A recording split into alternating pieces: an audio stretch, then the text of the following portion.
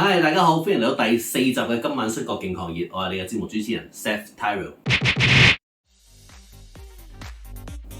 咁咧拍到第4集啦，我希望今集裏面咧將會內容係最精彩啦、最吸睛啦、最多觀眾想睇啦，同埋最開心嘅一集。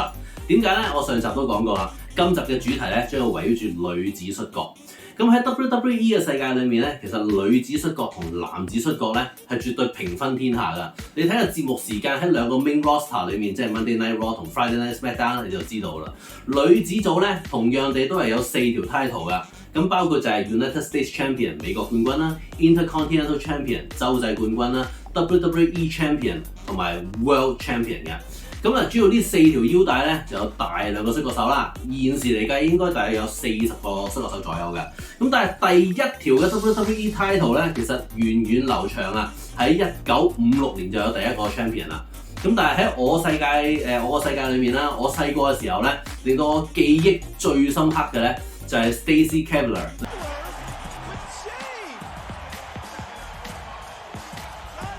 就係 Stacy Keibler 對住 Torrie Wilson 咁嘅比賽。There's the winner! Wow, she's a beautiful young woman, I'll tell you. See that for myself! I know. Stacy, I think the ankle's ruined the 當年嘅比賽咧係極度有創意嘅喎。點為之極度有創意咧？我印象最深刻咧就係佢哋兩個咧着住底衫褲，即係着住 bar 同純粹 panties 即係內褲啦，就喺個 ring 裏面咧進行一個 pillow fight， 即係攞住個枕頭啊打到對方為止。其次咧就係佢哋嘅 bar and panties match， 咩意思咧？就係佢哋本身係着住性感嘅衫啦，或者正常嘅衫啦，咁出場之後咧就要將對方嘅衫撕爛，撕到咧得翻 bar 同埋 panties 咧就代表贏啦。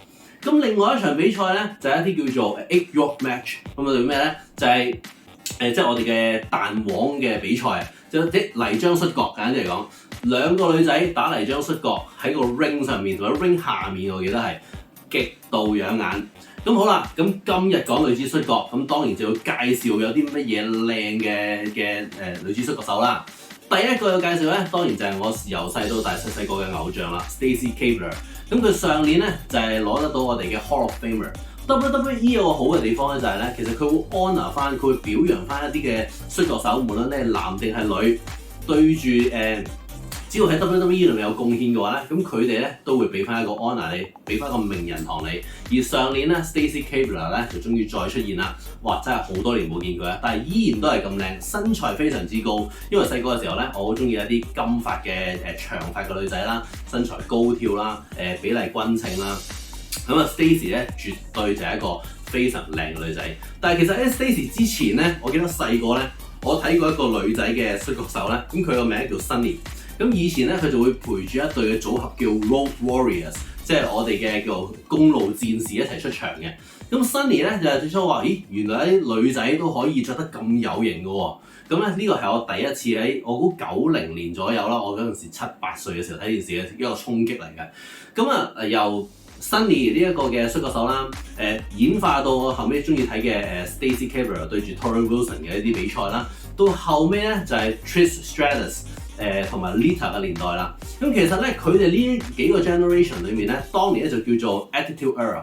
咁咩意思咧？其實當其時嘅 WWE 咧係創意爆燈啊！點解咧？佢會諗到唔同類型嘅比賽啦，而且喺比賽裏面咧，男仔同女仔都係嘅，有機會打到流血啦，成日會立架撐啦，裡面大家講嘢裏面咧就未必會寫到咁多稿啦，分分鐘有粗口啦等等。咁對於當年細路仔嘅我咧係非常之大衝擊嘅。咁但係後尾啦，就因為發生咗一啲意外、一啲事啦，咁咧 WWE 咧就踏入咗一個叫 PG， 即係家長指引嘅一個年代啦。咁當年就出咗啲咩摔角手咧？就係 John Cena 嘅年代啦。所以大家咧就變咗喺 PG 嘅年代裏面咧，有少少似咧係睇緊一啲嘅兒童節目。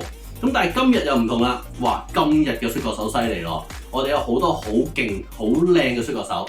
靚嘅摔角手包括有邊一個咧？我想同大家介紹下啦。今時今日就係 Liv Morgan 啦。Liv Morgan 咧，我改咗個名Liv Morgan。Liv Morgan 咧，佢個名咧，我改咗個名俾佢，叫可愛摩根。咁佢係愛摩根。OK， 咁Liv Morgan 咧就係暫時喺個 storyline 裏面咧，就係 Dominic Mysterio 個女朋友啦。咁佢最特別嘅地方咧就係佢啱啱對上咧就攞過我哋嘅 World Champion， 而佢贏嘅係贏邊個咧？就係贏我哋嘅巫婆葉兒啊 Rhea Ripley。咁個古仔好特別㗎，本身咧 Dominic Mysterio 咧就係Rhea Ripley 喺我哋個團隊 The Judgment Day 裏面咧就係跟住佢嘅，就跟住我叫媽咪啊，即係佢媽媽啦。咁咧結果咧佢就係因為呢條女啊可愛摩根，咁咧就背叛咗 Rhea Ripley 喎，而最後咧仲踢走埋 Rhea Ripley 離開呢個 The Judgment Day。結果阿 Liv Morgan 我哋嘅可愛摩根咧就成為咗我哋呢一個團隊嘅一份子喎，變咗個 New Judgment Day。咁所以現時大家見到嘅 Judgment Day 裏面咧，可能會見到魔鬼貝勒啦、Finn Balor 啦，有我哋嘅 Dominic Mysterio 啦。Dominic Mysterio 有個改個名嘅，叫做黑暗術士或者暗黑術士，因為其實佢阿爸咧就係最犀利嘅 Rey Mysterio 啦。當年都有上一集我講過啦。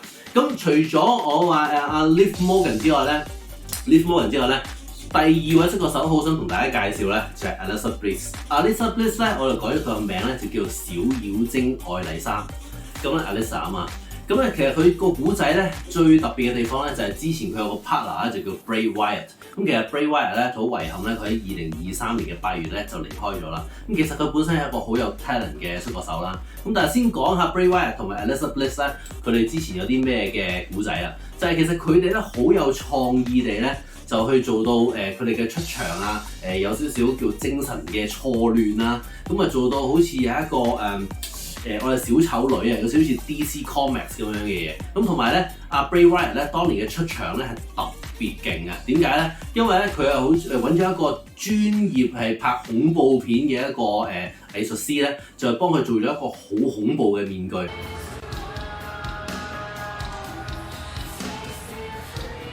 Bliss 一齊出場嘅，咁 Alexa Bliss 咧就特別地靚啦，咁佢嘅笑容好甜美啦，身材唔高嘅，但係咧佢嘅技術咧係真係強嘅，咁無論係跳躍方面啊，咁佢咧真係做到一個專業摔角手之外咧係好睇嘅節目嚟嘅。咁除咗 Alexa Bliss 之外咧，即係我哋嘅小妖精愛麗莎之外咧，我最希望同大家介紹咧。唔好講現時嘅 champion 先，我先講未來嘅 champion。我認為呢一個女仔咧係近年裏面 WWE 最靚嘅一個女仔。咁佢係邊個咧？就係我哋 Stephanie McMahon。Eats a man, having now 6 smooches from Stephanie McMahon and the Devils。因為佢本身 Stephanie 咧就係來自西班牙啦。咁係邊個邀請佢嚟到 WWE 咧？其實就係 Shawn Michaels 啦。Shawn Michaels 咧就 Heartbreak Kid Shawn Michaels 就係我細個嘅時候咧。好中意嘅偶像，相信好多如果睇過摔角嘅人咧，都知道 Shawn Michaels 咧心碎小子啊 ，Heartbreak Kid 係一個好犀利嘅現時 WWE 嘅一個超級嘅高層啦 ，Triple H 即係老細隔離一個人。咁佢咧 Shawn Michaels 直接打電話去西班牙，就同阿 Stephanie 講：喂，其實我哋 WWE 咧好希望可以邀請你成為我哋嘅摔角手之一。咁但係有兩個選擇，你咧希望直接入去我哋嘅 main roster， 即係我哋嘅主節目裡面成為其中一個主角啊，定係你會 join 我哋 NXT show？ 咁其實 NXT 咧就係我哋兩個大嘅 main roster，Raw 同 SmackDown 之外嘅一個Next Generation show， 即係話咧佢哋新世代嘅摔角手咧就會喺嗰度出現啦。咁佢哋透過新世代嘅競爭咧，先至可以入得到呢兩個嘅主要嘅節目嘅。咁咧。當然 Stephanie 咧就同佢講啦，咦，我咧就好希望可以入到 main roster 嘅，但係咧佢結果真係充分考慮底下之後咧，佢決定咗 join NXT。點解咧？因為原來最重要嘅原因咧，佢要學英文，係啊，佢英文未夠好，咁都係佢希望一段時間去培養啦。咁啊 Stephanie 咧，我係叫做小魔怪啊，小魔怪達芬妮。咁我相信佢咧絕對係一個未來嘅大冠軍。而今時今日啊，佢 join 咗咁短嘅時間，佢已經係 NXT 嘅 champion 啦。咁其次咧，除咗啲咁靚嘅摔角手之外咧，我有啲摔角手好需要介紹俾大家。第一個就係 Ric Flair 個女 Charlotte Flair， 我哋個女王莎莉啊。咁其實今時今日咧，啱啱收到個消息咧，其實大家如果真係有睇過摔角嘅話咧，其實莎莉咧面對一個咧就係身體嘅好似癌症嘅問題啊。希望大家可以去為佢祈禱啦。咁其實 Charlotte 咧，我哋叫莎莉女王，點解咧？佢已經贏咗17次冠軍㗎咯喎。成為17次嘅冠軍，咁但係其實佢 join WWE 嘅時候咧，佢係屬於 Diva 嘅時間。嗱 WWE 好特別㗎，喺2008年至到2016年嘅時候咧，由 Women's Champion 咧突然間多咗一條 Champion 一條叫 Diva，即係我覺得係叫做靚女啊嘅一個 champion。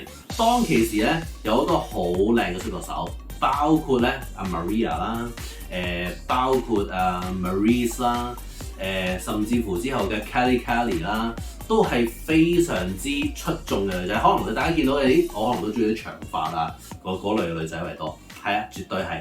咁另外咧，除咗我哋嘅 Stephanie 之後咧，我其實喺今個節目裏面咧，都需要同大家介紹一啲好勁嘅摔角手嘅。邊個咧？就係 Nia Jax， 我哋嘅大山即師啊！咁啊 Nia Jax 咧就係現時我哋嘅 WWE 摔角手裏面咧，女子組裏面最重量級嘅一個摔角手嚟嘅。點解咧？哇！佢極度大隻。咁咧，我估係有200幾300磅，接近300磅應該都有嘅。咁佢最特別嘅地方咧，就係佢招絕招咧，就喺個城角裏面咧兜嘢跳起，仲要坐落去個女子摔角手度。哇！俾佢坐中啊，真係唞唔到氣之外，暈都似啊！咁大個囉柚。咁啊 Nia Jax 咧，其實佢喺我哋個 WWE 個 family 咧，其實咧佢係 The Rock 嘅親戚，即係話咧佢亦都係部落族長嘅親戚，亦都係我哋主菜胡鬚佬嘅親戚。甚至乎啊，都係我上一集有提過啊，其中一個大家最重要留意嘅即刻豆腐嘅親戚，其實大家都有 family， 所以叫 bloodline。咁咧 Nia Jax 咧，亦都喺我哋嘅 WWE Women's 裏面咧絕對制霸。咁啊，希望下一集咧，我相信我都需要講多少少關於女子摔角嘅成分啦，因為我覺得大家咧未必夠喉啊。咁啊，暫時介紹住咁多先，我哋下集再見 ，Thanks，下次見，拜拜。